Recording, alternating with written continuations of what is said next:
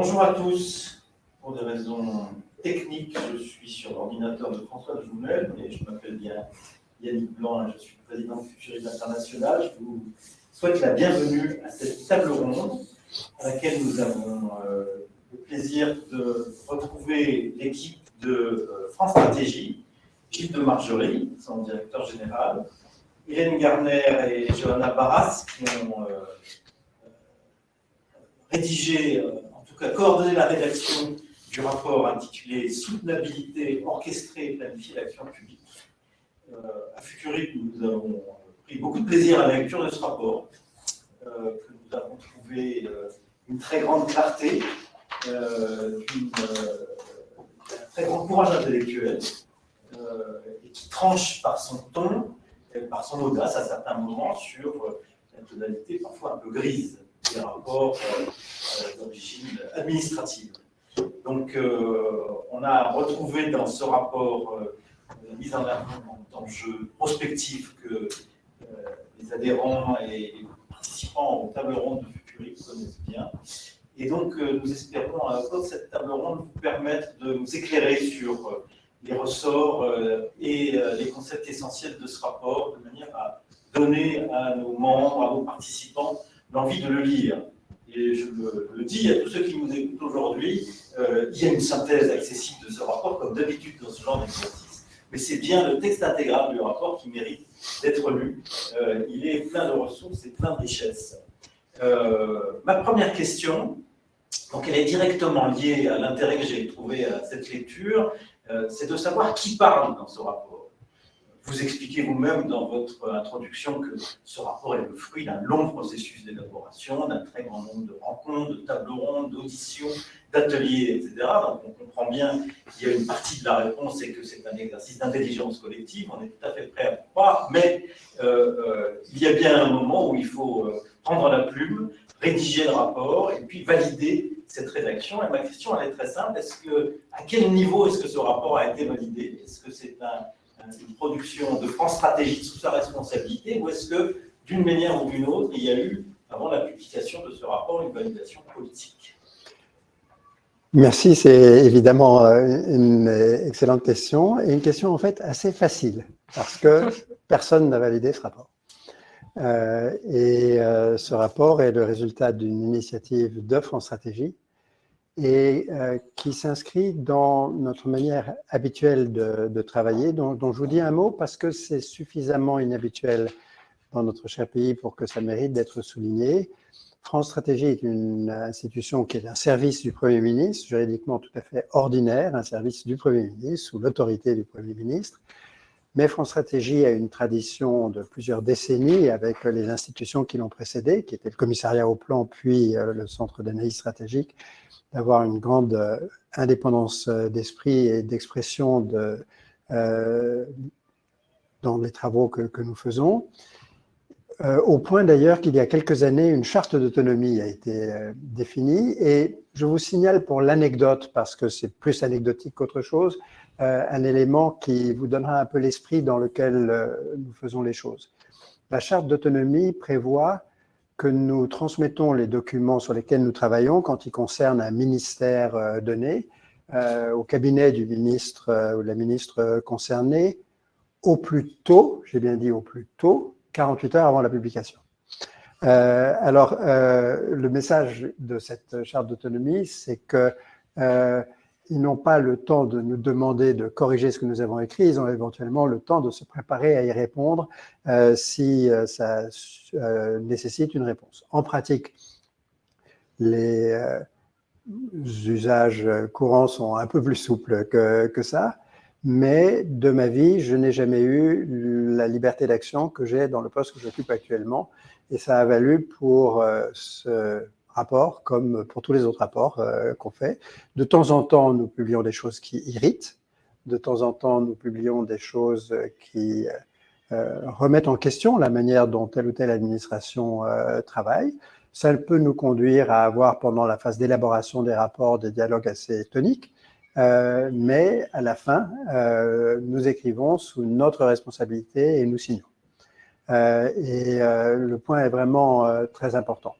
Dans ce cas, on est dans une situation un peu atypique par rapport à ce que nous faisons d'habitude, parce que c'est un rapport qui est le fruit d'une initiative qui a été portée par un certain nombre de membres de l'équipe de France Stratégie. Hélène faisait partie de l'équipe originelle avec un autre de nos collègues qui est maintenant dans une organisation voisine. Très vite, ça a été une assez grande équipe qui s'est constituée autour de ce projet que Johanna a bientôt rejointe, et Hélène et Johanna ont donc été les maîtres d'œuvre de la rédaction du rapport. Mon adjoint Cédric Oudny et moi avons été extrêmement impliqués et extrêmement attentifs, mais c'est vraiment le rapport de l'équipe et le rapport coordonné par Hélène et Johanna que vous avez devant vous. Nous avons tenu informés à grandes lignes nos correspondants habituels dans les administrations des travaux que nous menions, mais vraiment sur un mode d'information, d'autant que le sujet qui était abordé paraissait initialement assez ésotérique, et donc qu'on nous laissait les rênes longues pour aller de l'avant sans que ça pose de problèmes particuliers. Et Hélène et Johanna me contrediront autant que nécessaire, mais je crois qu'on a eu le bénéfice de conditions de travail d'une liberté vraiment exceptionnelle. Ça ne veut pas dire qu'entre nous, nous n'avions pas des discussions vives et animées. Je pense qu'on a eu ces discussions-là, et je pense que le fait que dans l'équipe, des points de vue très divergents sur certains sujets se soient exprimés, a contribué à la maturation du rapport que vous avez, qui porte donc la marque de ce processus très interactif. Donc, personne n'a validé ce rapport à l'extérieur. Il s'est cependant produit quelque chose qui, pour nous, a été une sorte de surprise, alors vraiment complètement inattendue, dont je vous dis un mot, qui est qu'on reviendra sur le processus d'élaboration et sur la manière dont on a progressé au fur et à mesure que le rapport s'écrivait, mais nous avons graduellement vu émerger des thématiques qui, d'une certaine manière, se sont imposées à nous, et qui, en particulier pour la partie des propositions que nous formulons dans la deuxième moitié du rapport, ont acquis une sorte de force autonome au fur et à mesure que nous avancions. Et nous avons, depuis le début de l'élaboration du rapport, y compris dans la partie diagnostic, été frappés par le fait qu'il faisait venir vers nous des publics dont nous n'avions pas une grande familiarité, qui s'intéressaient plus à ces travaux-là qu'aux travaux que nous faisions auparavant. Et on a vu, au fond, grossir une sorte de vague d'intérêt pour le type de sujet que nous étions en train de traiter, et qui a été pour nous extraordinairement stimulante. Et c'est un des facteurs qui explique que quand nous sommes arrivés en avril à la rédaction finale de nos conclusions, nous n'avons pas été étonnés de trouver surgissant dans le débat public le thème de la planification écologique, parce qu'il était naturellement porté par les travaux que nous menions depuis 2 ans. Et dans la toute dernière ligne droite, ce thème a été approprié, réapproprié dans le débat public par un certain nombre d'intervenants. Et nous avons publié notre rapport le 8 mai, et le 20 mai a été annoncée la création d'un secrétariat général à la planification écologique auprès de la Première ministre, qui elle-même, ce qui n'avait pas de précédent, avait accolé à sa fonction la mention explicite de la transition, avec 2 ministres chargés, l'une de la transition écologique et de la cohésion des territoires et l'autre de la transition énergétique, qui avaient dans l'énoncé même de leur portefeuille ministériel des attributions qui correspondaient à des choses très voisines de ce que nous avions préconisé. Nous n'allons pas avoir l'outrecuidance ou la faiblesse de penser que nous avons influencé. En revanche, je crois que les uns et les autres, nous avons été portés par un diagnostic de plus en plus largement partagé dans le pays et dans beaucoup de pays qui nous ressemblent, qui est celui de la nécessité d'une action publique résolue, coordonnée entre les différents domaines de l'action publique. C'est le thème de l'orchestration que nous avons beaucoup utilisé. Et se projetant dans le long terme, c'est le thème orchestrer et planifier l'action publique dont nous avons fait le sous-titre du rapport. Et donc, au-delà de la très grande liberté dont nous avons disposé, le fait de rejoindre une série d'intuitions qui étaient exprimées dans le débat public a plutôt conforté l'idée qu'on avait identifié quelque chose qui était en train de se jouer et de devenir un objet important du débat public. Et je crois que c'est dans cet esprit-là que nous avons travaillé, mais sans validation. Sur le concept de soutenabilité.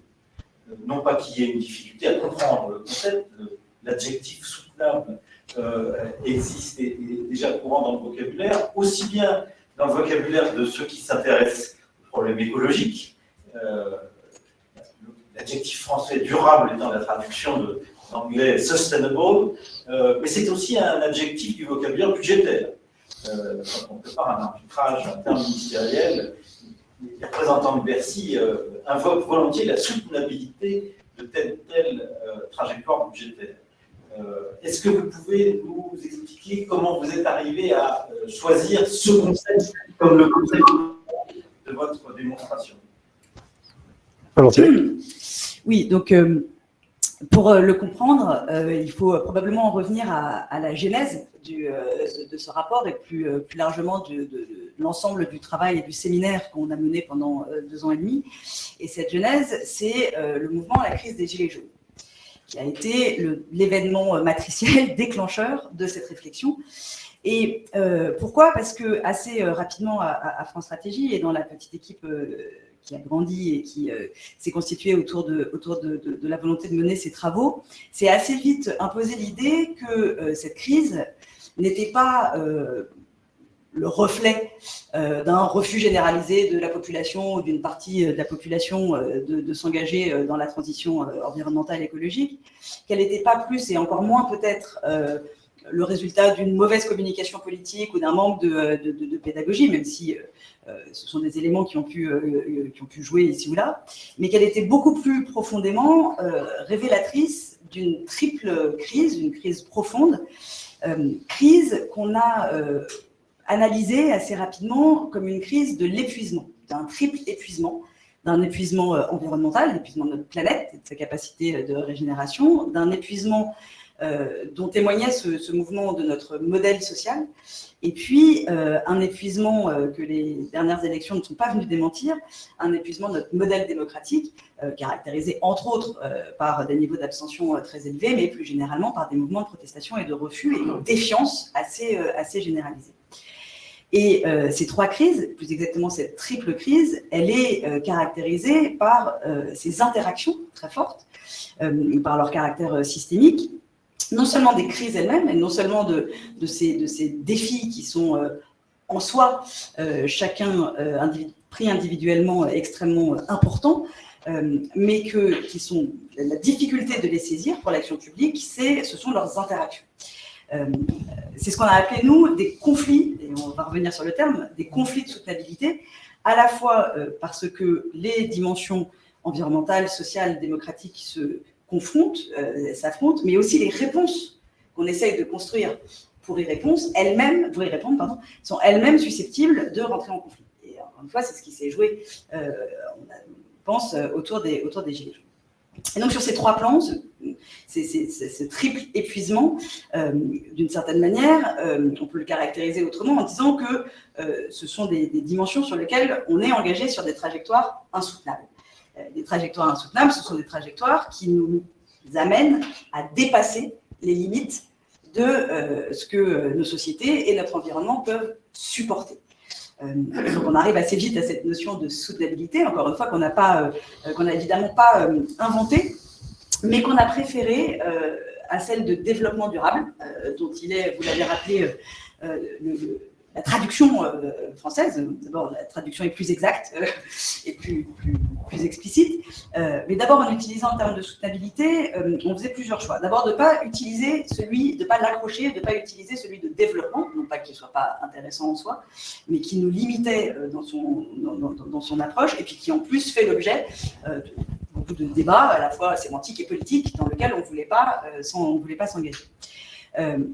Deuxième raison pour ne pas retenir le concept de développement durable, c'est que ce concept, il est d'ores et déjà institutionnalisé. Il l'est au niveau national, il l'est au niveau européen, il l'est au niveau mondial, évidemment, et donc il se traduit par des institutions, par des politiques qui sont évidemment très importantes à prendre en considération dans la réflexion que l'on mène, mais à laquelle on ne voulait pas se limiter et on ne voulait pas être attaché uniquement à soit critiquer, soit s'inscrire dans une réflexion déjà assez largement prise en charge d'un point de vue politique, administratif et institutionnel. Alors, soutenabilité, finalement, qu'est-ce que ça désigne? Ça désigne des processus de production qui n'épuisent pas les ressources qu'ils utilisent, mais plus généralement, et c'est ça qu'on a trouvé intéressant, ça désigne des configurations des sociétés qui lui permettent d'assurer sa pérennité. Et donc, c'est vraiment cette idée d'inscription dans le temps, d'inscription générationnelle, qui nous a beaucoup intéressés dans l'usage de cette notion.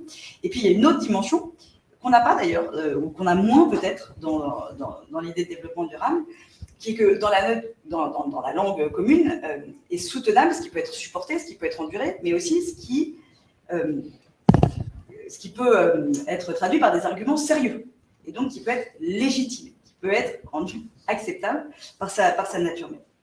Et donc, puisque notre objectif, c'était d'essayer de trouver une manière d'accompagner, d'aider les pouvoirs publics à construire des actions publiques et à construire des politiques publiques qui soient capables d'embrasser en même temps les dimensions environnementales, sociales et démocratiques, on a trouvé que ce concept-là, il pouvait nous aider à construire un référentiel des politiques publiques, de l'action publique, assez intéressant, en s'appuyant sur 3 piliers qui sont dans la définition même du terme soutenabilité: la durabilité et ce lien générationnel entre les besoins du présent et les besoins des générations futures, le caractère systémique, la capacité à embrasser en même temps les dimensions dont on a parlé, et puis, et c'est vraiment un point fondamental sur lequel on reviendra probablement, la dimension légitime des politiques publiques qui sont l'expression des préférences collectives, mais qui s'inscrivent dans un cadre qui respecte les limites qui peuvent être supportables en droit, y compris d'un point de vue environnemental et budgétaire, bien sûr. Cette soutenabilité, vous l'associez très rapidement dans le rapport à la notion de sobriété. Vous dites une soutenabilité forte doit assumer l'idée que le capital naturel n'est pas renouvelable, et donc elle implique, j'allais dire logiquement, une approche par la sobriété. Oui, je peux répondre. Mon micro marche, vous m'entendez? Alors, on a eu de longs débats sur l'usage des termes quand on réfléchit justement à l'incorporation des limites dans le modèle de développement. Donc, c'est ce que disait Johanna, le terme de soutenabilité, il nous permet de nous affranchir un peu de cette question de développement et de croissance, mais évidemment, on en parle puisqu'on s'inscrit dans un modèle économique existant. Et donc, on n'a pas cherché à trancher entre croissance verte ou pas, rôle des technologies. Ce qu'on dit, c'est dans tous les cas, il faudra de la sobriété. C'est-à-dire qu'il faudra une manière d'incorporer dans notre manière de produire, consommer, se déplacer, se nourrir, une part de sobriété. Donc, la soutenabilité forte, c'est un concept un peu particulier, qui est donc l'idée, parce que la soutenabilité faible et forte, c'est aussi un usage commun en économie. Donc, la soutenabilité forte, c'est vraiment l'idée qu'il n'y a effectivement pas de substitution entre les différents types de capitaux. Et donc, nous, on assume le fait que, en parlant de soutenabilité forte, il y a une partie effectivement du capital naturel dont on considère qu'il ne peut pas se régénérer, ou en tout cas dont la rapidité avec laquelle on l'utilise et on le mobilise ne permet pas sa régénération dans le mode d'organisation actuel.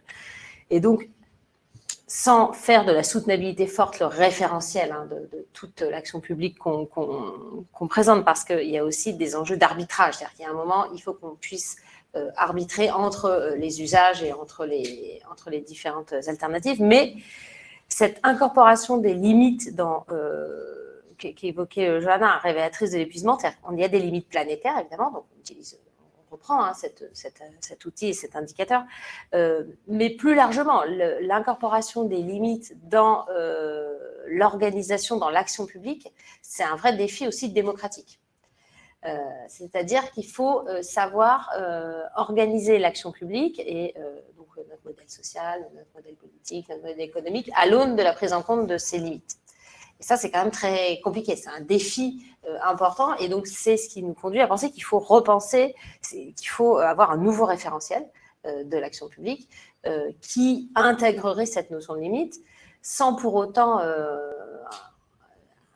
abandonner l'idée qu'il y a des choix, qu'il y a des chemins possibles, mais que ça doit s'inscrire dans la prise en compte de ce cadre forcément limité. Alors, les limites de la Terre, en premier lieu, mais ce que disait Jean là, il y a aussi des limites de ce que la capacité de la société peut endurer, voilà, notre capacité à accepter aussi les transformations qui vont être imposées par la transition. La dernière partie de la première moitié, constat, observation, analyse de votre rapport, fait une analyse sans concession des raisons pour lesquelles la puissance publique s'est retrouvée en position d'impuissance. On ne va pas particulièrement apprécier l'analyse que vous faites de la perte de compétences des administrations de l'État, parce que c'est ce que j'ai vécu au cours des 4 décennies de mon parcours professionnel.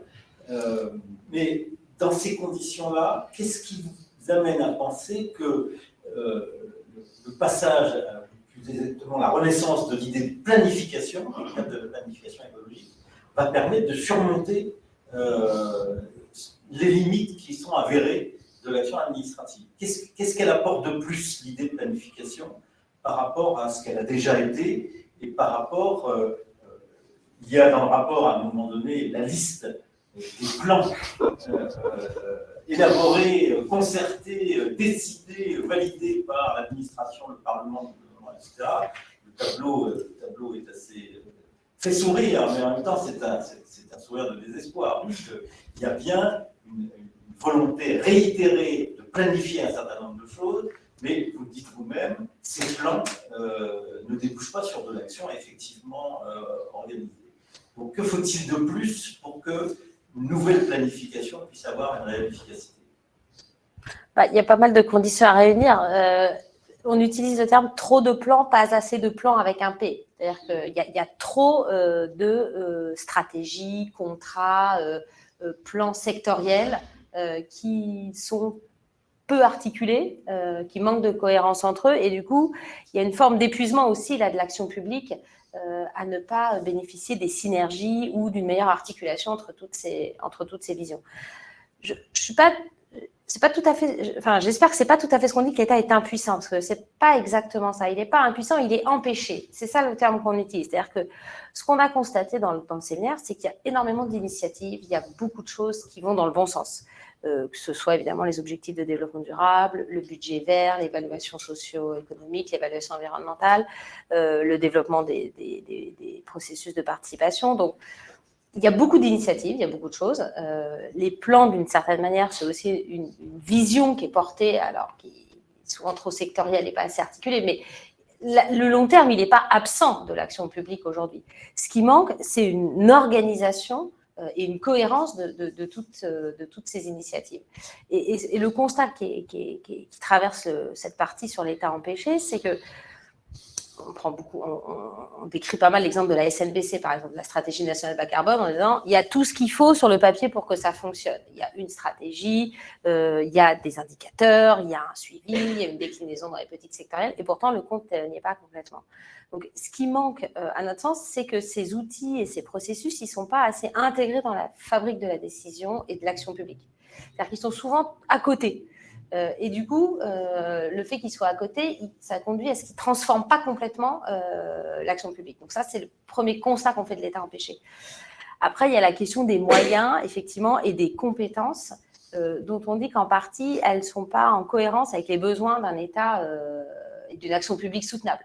Alors, on essaye de lister un petit peu le type de compétences en matière d'anticipation, de prospective, mais aussi de pluridisciplinarité, d'articulation avec le monde de la recherche et l'expertise académique. Donc, il y a et puis des compétences aussi en termes de coordination, des manières de travailler ensemble, de transversalité, parce que la transversalité, ça se construit, ça nécessite des processus, mais aussi des compétences pour travailler ensemble. Donc, l'État, il n'est pas impuissant, mais il est empêché. Et donc, ce qui pourrait permettre d'avoir une action publique soutenable, ce serait à la fois une planification, c'est-à-dire une vision déclinée avec des objectifs et des indicateurs, mais une vision commune et partagée, et pas plein de visions qui se superposent ou vivent en parallèle. En partie contraignante. Derrière l'idée de planification, il y a l'idée qu'on va avoir des objectifs, des indicateurs. On pense que ça passe aussi par plus de redevabilité de tout le monde. Et notamment, on propose que le Premier ministre vienne présenter devant le Parlement chaque année l'état d'avancement de la stratégie nationale et des indicateurs pour voir où on en est, les ajustements éventuellement à opérer. Donc, une planification, mais aussi une réorganisation de l'État autour de cette idée d'orchestrateur. C'est-à-dire qu'il faut que toute l'action publique soit organisée de manière à converger vers l'atteinte de ces objectifs.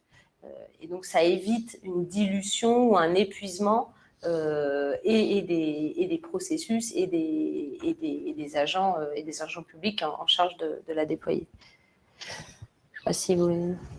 Oui, il y a un élément qui a joué un rôle très important qui est celui de l'entrée dans le droit positif des obligations liées au climat. La France a signé toute une série d'engagements internationaux. Elle a adopté elle-même dans son ordre législatif interne un certain nombre d'engagements. Et en gros, une fois que c'était voté à l'Assemblée, tout le monde était content, on avait envoyé le bon signal, on avait pris le bon engagement et puis on passait à autre chose. Depuis maintenant quelques temps, on voit que ça ne se passe pas tout à fait comme ça et que les juges administratifs disent à l'État, vous avez pris des engagements allant vers la décarbonation, allant vers la lutte contre le réchauffement de la planète, et ce que vous faites n'est pas à la hauteur de ce à quoi vous vous êtes engagé dans des textes qui ont force de loi, qui sont des lois. Avec les jurisprudences dites l'affaire du siècle, les grandes saintes, l'État a commencé à se voir condamné pour inaction ou pour action insuffisante au regard d'objectifs qu'il avait lui-même mis dans la loi.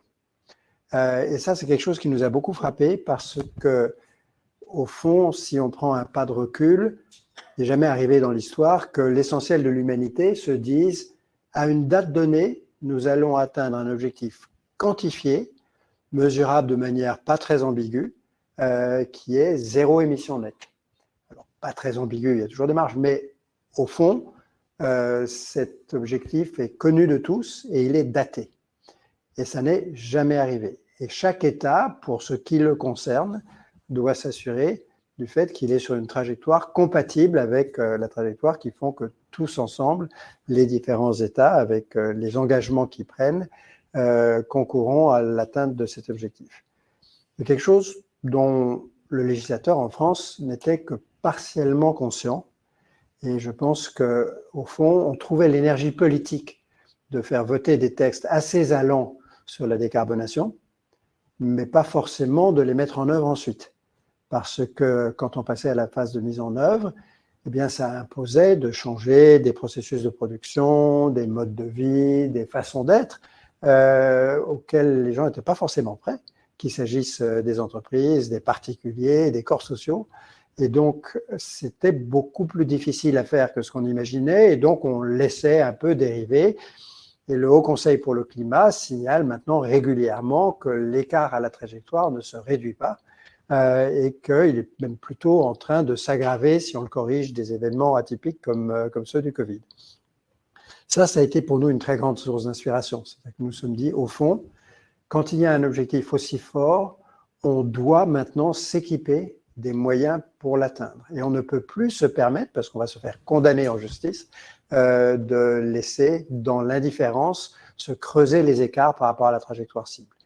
Je pense que ça donne à cette dimension-là, parmi beaucoup d'autres de la projection dans le long terme, un caractère assez structurant, parce que c'est un objectif mondial, que la France y est tenue, qu'elle a toujours affirmé s'y tenir, et qu'elle s'est dotée avec le Haut Conseil pour le climat de quelque chose qui ressemble un peu à une autorité administrative indépendante, sans l'être, mais qui dit de manière très ferme les écarts à la trajectoire. Et donc, on a une corde de rappel qui est assez puissante et qui, dans ce domaine-là, et probablement par contagion dans d'autres, impose la prise en compte du temps long. Dans le rapport, vous n'en restez pas là, puisque vous proposez qu'on prenne des dispositions juridiques pour que les plans aient une force juridique opposable. Comment est-ce que vous imaginez ce mécanisme?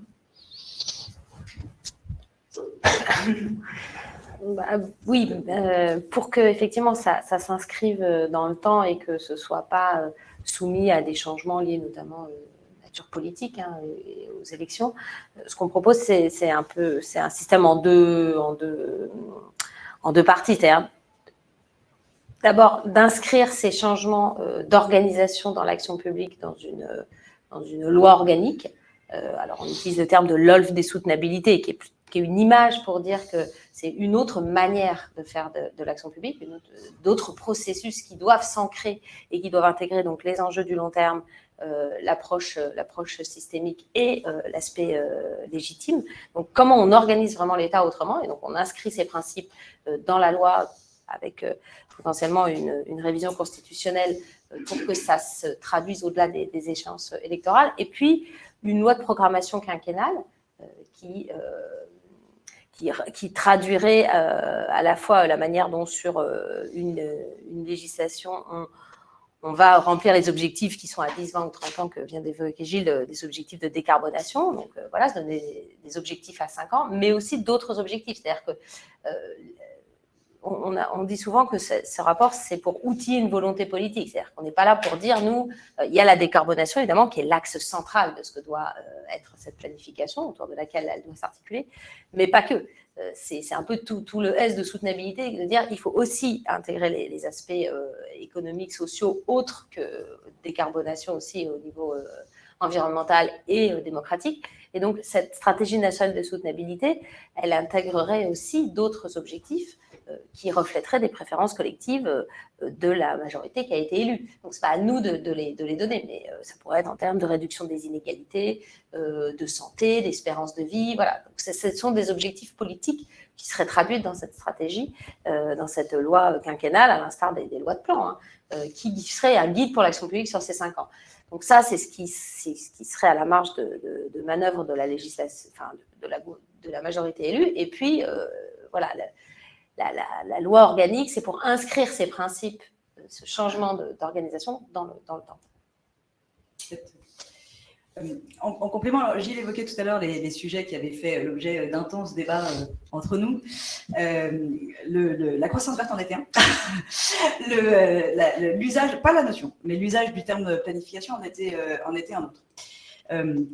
Ce qui nous a conduit à le retenir et à le défendre, c'est à la fois un parallèle historique, mais aussi volonté de renouveler profondément le concept et la manière de planifier ou ce que recouvre la planification. Et un des points, alors je ne vais pas passer forcément de temps sur en quoi c'est différent, on le voit, on le sait bien, ce qu'on propose, ce n'est pas un plan à la Jean Monnet, ce n'est pas une planification de la production contraignante. Néanmoins, on a évoqué le terme d'opposabilité.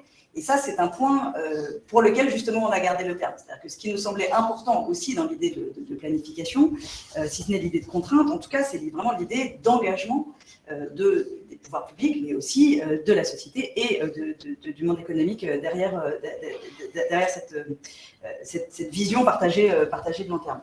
Et ce qui est très important, je pense, à souligner, c'est que la manière dont on le conçoit, c'est véritablement comme un nouvel objet démocratique. Et ce qu'a évoqué Hélène sur le dispositif qu'on imagine, c'est-à-dire d'un côté un cadrage de long terme, donc à travers probablement une loi organique, il y aura probablement d'autres manières de le faire aussi, mais en tout cas c'est celle qu'on a un petit peu explorée, c'est bien cette notion de référentiel. C'est l'idée qu'on inscrit dans le temps, au-delà des échéances politiques et électorales, un certain nombre de références, durabilité, systémisme et démocratisation de la conception de la fabrique des politiques publiques, mais ça se décline ensuite à l'échelle d'un quinquennat, a priori, dans le cadre d'une loi programmatique. Et là, on est dans la traduction d'une volonté politique qui résulte de l'élection. Et donc, on peut articuler une vision partagée au-delà de ces échéances, et puis des chemins, des scénarios qui, eux, résultent des choix collectifs exprimés lors des élections. Et donc, ça nous semblait être une manière de réinscrire le long terme de manière un peu opérationnelle dans une temporalité politique complexe, mais aussi de donner, de ce fait, de donner aux citoyens, à travers les processus d'adoption de ce plan,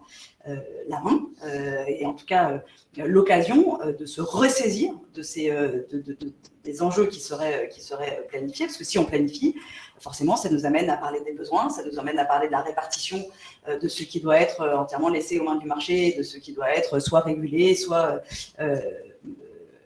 pris en charge par la puissance publique, et donc ça remet au cœur du débat, politique ces enjeux à la fois très structurants et de long terme, pour peu qu'on accompagne l'adoption de ces plans des modalités démocratiques idoines. Alors, vous avez parlé tout à l'heure d'épuisement démocratique, constaté encore hier avec la montée inexorable du taux d'abstention aux élections législatives. Et l'antidote, ce que vous imaginez à l'épuisement démocratique, c'est le continuum délibératif. Alors, est-ce que vous pouvez nous en dire plus sur ce continuum délibératif? Est-ce que délibérer en continu, c'est pas aussi épuisant que la démocratie? C'est pas délibérer en continu. Absolument. D'accord, avec une grande réflexion sur l'usage des termes. Pourquoi continuum démocratique, ça reflète deux choses. Et ce que ça ne dit pas, c'est justement, c'est pas l'idée d'une participation permanente ou d'un débat sans fin, puisque justement, on l'a évoqué à travers la planification, mais il y a un moment où on arrête les compteurs. Donc ça, c'est très important. Derrière l'idée de continuum délibératif, il y a deux choses. Il y a l'idée que la participation, on doit la penser tout au long de la fabrique de la politique publique, de sa conception à son évaluation. La penser tout au long, ça ne veut pas dire imaginer de sortir la grande artillerie à chaque moment. Ce serait absolument impossible à mettre en œuvre, totalement impossible dans les temporalités politiques qui le sont, et probablement pas souhaitable non plus. Il y a plein de formats d'associations des citoyens qui sont plus ou moins lourdes et qui peuvent être déployées, y compris des formats très légers, sur le temps d'une politique publique. Mais derrière l'idée de continuum démocratique, il y a quelque chose de peut-être plus important encore, qui est de construire une continuité entre la participation des citoyens et la démocratie représentative. Et c'est surtout ici que nous, on place l'idée de cette continuité. Alors peut-être de manière un peu, enfin, c'est pas complètement à la mode, mais d'une certaine manière, on n'appelle pas à la multiplication des espaces ou des arènes de participation, mais à un meilleur branchement entre justement la participation, et en particulier sous son format délibératif, et les circuits de la décision politique, et pour le dire très concrètement, entre des formats de participation citoyenne et le travail du Parlement. Et c'est là qu'on veut construire un continuum, parce qu'on a cette conviction que la participation des citoyens n'a d'intérêt que si elle peut être traduite. Et si elle peut être traduite, et donc à travers des choix, et que pour les traduire, il faut une assemblée, enfin, il faut un Parlement qui soit en mesure de le faire. Donc il y a des moyens, il y a des propositions de réforme institutionnelle dans le débat qu'on évoque, mais dont on n'a pas estimé que c'était le rôle de ce rapport de faire des propositions. Et même dans les institutions actuelles, il y a des manières de faire travailler le Parlement qui lui permettent de réceptionner et de traduire ce qu'on pourrait obtenir des résultats d'une délibération citoyenne.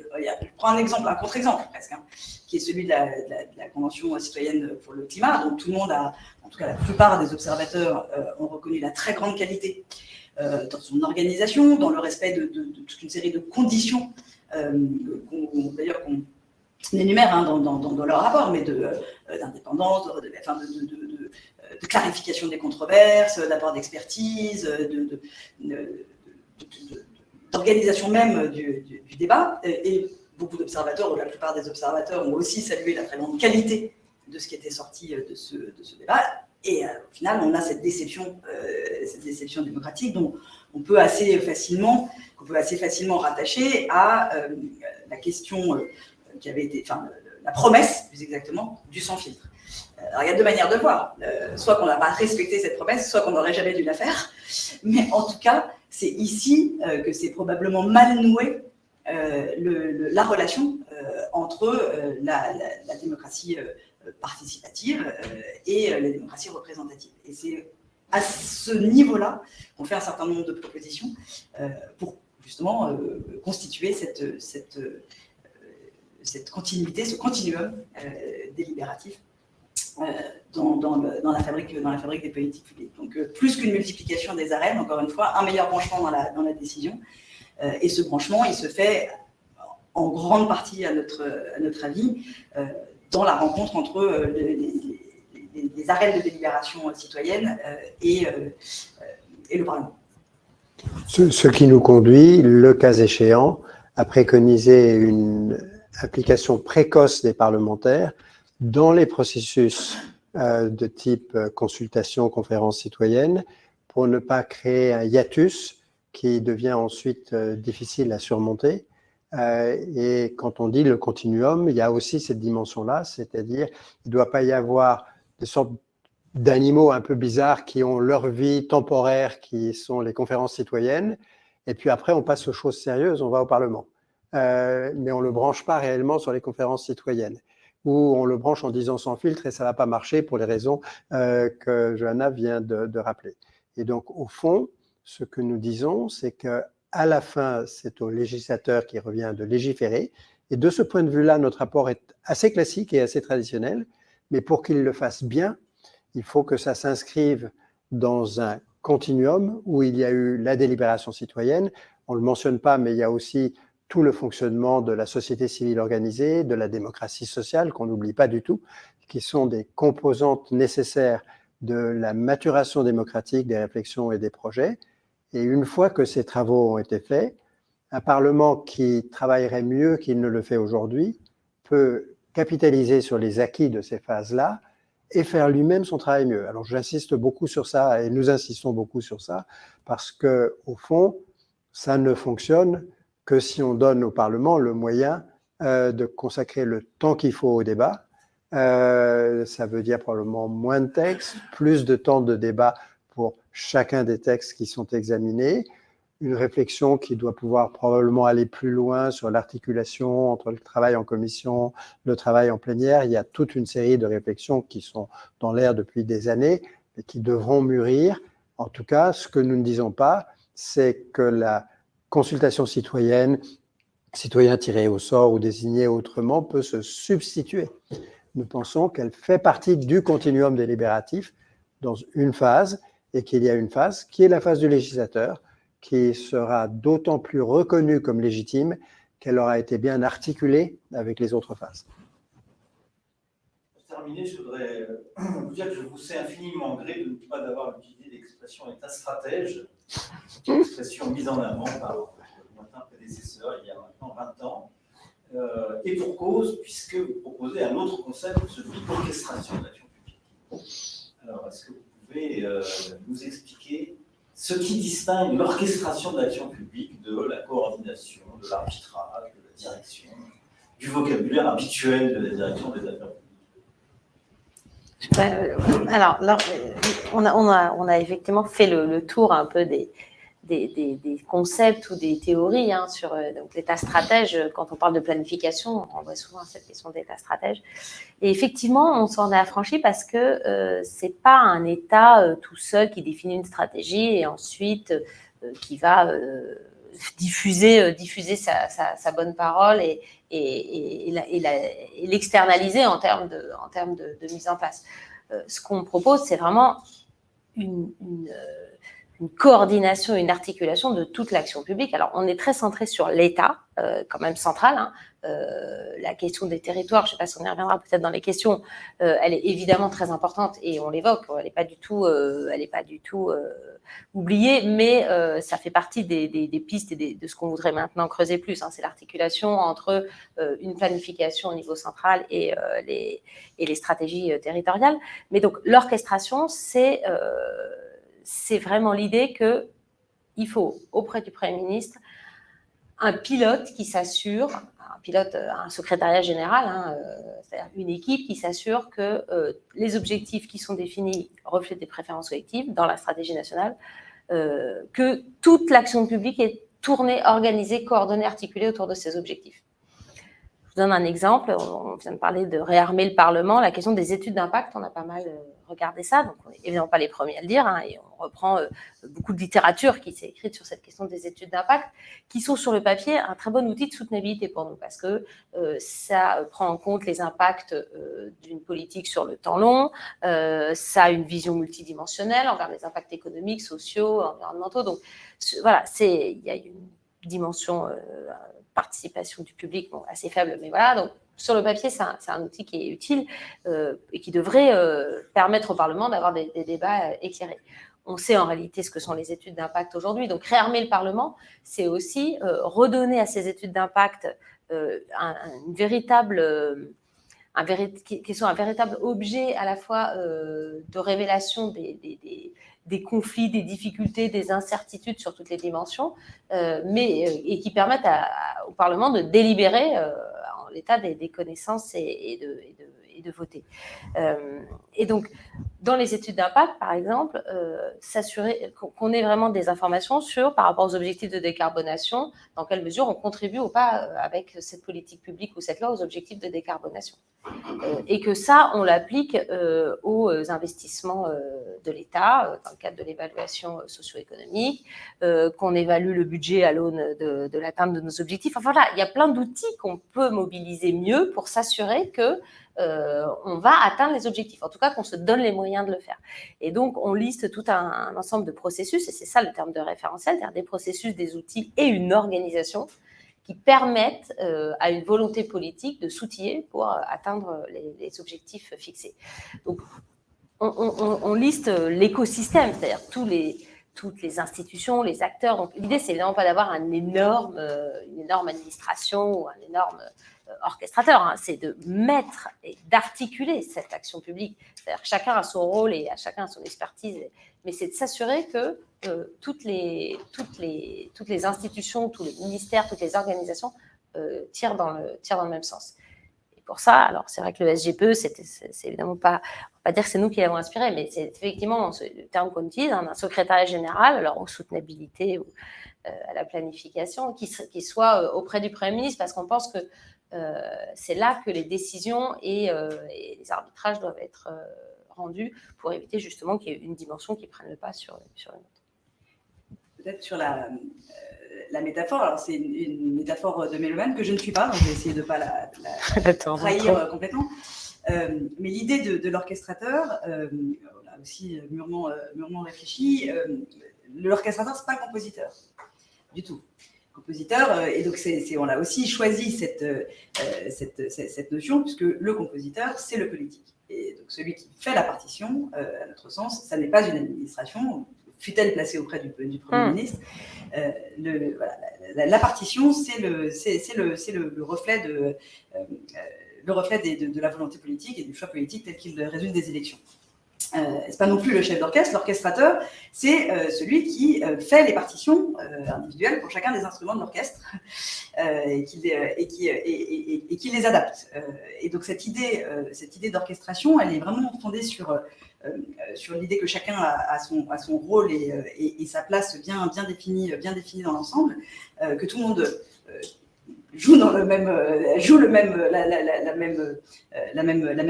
partition, mais chacun avec ses outils, ses moyens, ses secteurs, et que sont regroupés, et ça c'est important, non pas l'ensemble des fonctions opérationnelles qu'on décrit, parce que ça serait un mastodon absolument ingérable, mais en tout cas le pilotage de fonctions qui ne sont pas toujours mises en commun, ou alors par deux ou trois par trois, mais rarement tout ensemble. Et donc, nous, on pense que doivent se construire ensemble à la fois cette planification qu'on évoque, hein, et dont on la décline en évoquant la possibilité de rédiger une stratégie nationale. Donc, cette stratégie, il faut l'écrire administrativement, et puis il faut la suivre.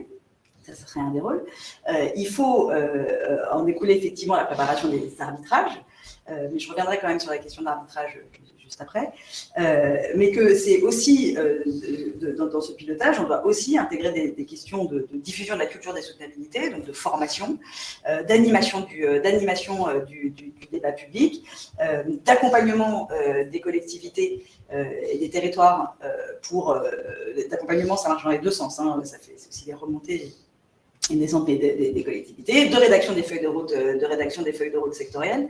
Donc tout un ensemble de fonctions d'orchestration qui existent évidemment tout aujourd'hui, mais qui ne sont pas pensées dans leur continuum et dans leur continuité aujourd'hui.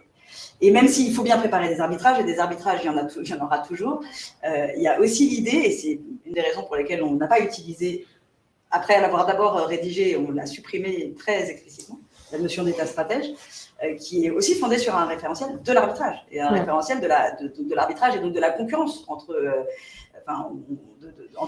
secteurs, entre ministères, clairement, entre administrations. Enfin, les uns et les autres ont peut-être déjà vécu des RIM, des réunions interministérielles, et savent comment se construisent ces arbitrages. C'est pas dans ce type de construction-là qu'on arrive à avoir les pensées les plus systémiques et les plus transversales, qui sont celles qu'on appelle de nos voeux. Donc, privilégier une culture de la coopération, de la construction commune sur celle de l'arbitrage, avec évidemment pas la naïveté de penser qu'on finira pas par arbitrer, et c'est évidemment indispensable à la construction même de l'action publique, mais qu'on ne commence pas par arbitrer serait déjà une bonne chose. Merci. Bien, on arrive à la fin de cette table ronde. Je voudrais vous remercier très très chaleureusement pour la qualité, la densité de vos interventions et de vos réponses. Je ne saurais trop recommander à tous ceux qui nous écoutent de télécharger le rapport sur les soutenabilités. Il est en libre accès sur le site de France Stratégie. Et encore une fois, la version longue est de loin la plus intéressante à lire. La richesse des références bibliographiques, des débats auxquels vous vous référez, c'est un document qui nourrit et qui ouvre la discussion et qui ne la clôt pas. Donc, merci infiniment pour cette incitation à poursuivre la réflexion prospective.